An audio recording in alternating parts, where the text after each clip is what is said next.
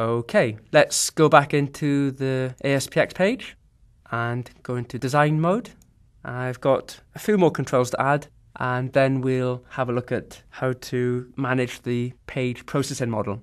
So the next control is going to be a button. Let's add it over here. It's getting quite busy on the right hand side of my screen. Let's set the button to have an ID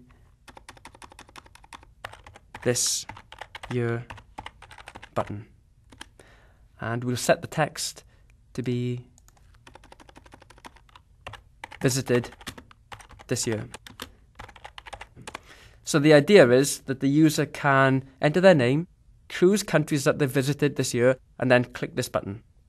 I'm going to add another button, add it here, and this button is going to represent the countries that the user visited last year. So I'll change the ID to be last year button, and we'll set the text to be visited last year. Okay, almost through. I just want to add a label here, and that label is going to contain result information. So let's set its ID to be result label. And I'm not going to, well actually let's just get rid of the text that's currently displayed on there. Let's just delete that completely. And then we'll add a horizontal rule. Now the horizontal rule is an HTML control. So on the HTML tab, let's select horizontal rule and drag it over here. Remember, it's quite okay to mix and match HTML controls and web controls on the same page. That's quite fine. Finally, we'll go back to the standard tab and we'll add another label down here, right at the end. And that label is going to display a timestamp, which is going to be refreshed every time we visit the web page. So let's set the ID to be timestamp label, and let's set the text property to be empty at the moment.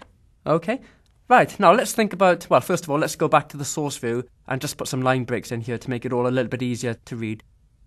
So we'll put a line break at the end of the first label. If I can just find it, there we are.